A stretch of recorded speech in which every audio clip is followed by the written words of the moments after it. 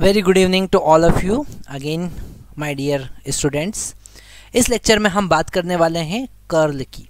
Okay, curl का सबसे पहले हम डेफिनेशन देखते हैं।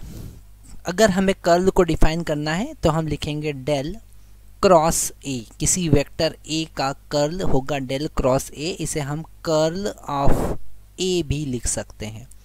ओके, और इसका डेफिनेशन होगा the circulation of this A vector on a closed path. मतलब कि इस ए वेक्टर का किसी क्लोज पाथ पर line integration divided by the area. Okay, जो इस क्लोज पाथ पर हम लाइन इंटीग्रेशन कर रहे हैं ए का, ये क्लोज पाथ है, और इस क्लोज पाथ से मिलकर जो सरफेस बनी है, ये जो सरफेस है, उस सरफेस से हमको डिवाइड करना है when this surface tends to zero. Okay, when area tends to zero, differential area पर अगर हम इस लाइन इंटीग्रेशन की बात करेंगे तो वो होगा कर्ल। ओके, तो इसे हम डिफाइन कर सकते हैं the line integration, the line integration of the line integration of vector, any vector field, vector A on a closed path, on a closed path per unit area,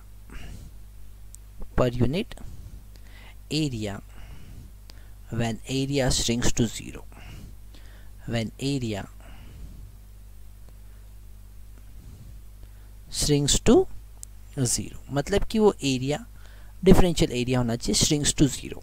okay, ये है delta S और ये है d l, line integration. Okay, तो it is the definition of curl.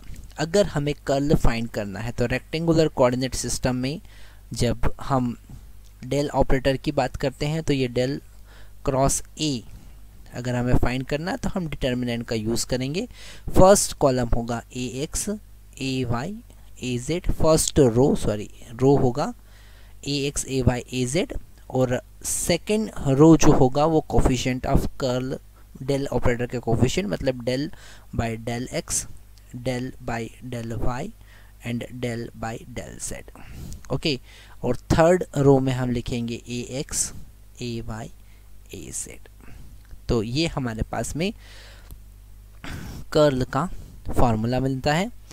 अगर हम इस delta cross ए को अगर हम आगे सॉल्व करेंगे तो हमें मिलेगा a x del a z by del y minus del a y by del Z. Okay, minus a y into del a z by del x minus del a x by del z plus a z cape del by del x of a y minus del a x by del y। Okay, यहाँ पर इस minus का हम अंदर multiply भी कर सकते हैं और हम फाइनल रिजल्ट देख सकते हैं।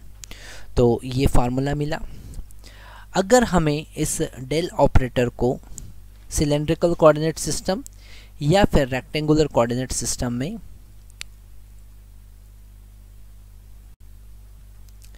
यहाँ हमने रेक्टेंगुलर कोऑर्डिनेट सिस्टम में कर्ल का फार्मूला देखा। अब हम बात करते हैं कर्ल का फार्मूला इन सिलेंड्रिकल कोऑर्डिनेट सिस्टम। कर्ल इन cylindrical coordinate system,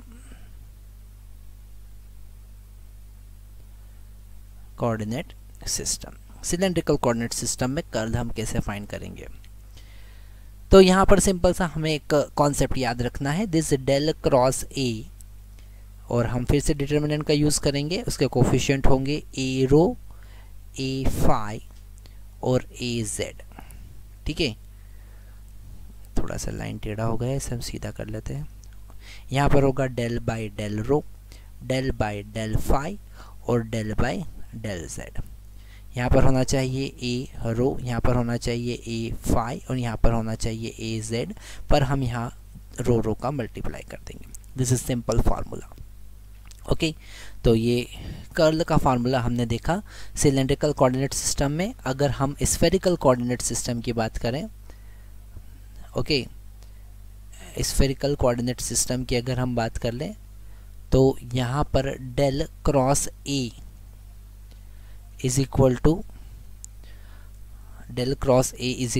होना चाहिए हमारे पास में ए आर, है ना, यूनिट वेक्टर होना चाहिए। तो हम यहाँ लिखेंगे A R cap, A theta cap और ए फाई केप।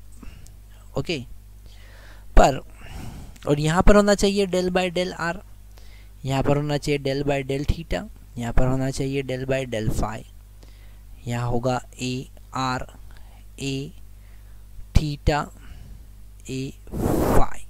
ओके, पर इसे हमें थोड़ा सा करेक्शन इसमें करना पड़ेगा।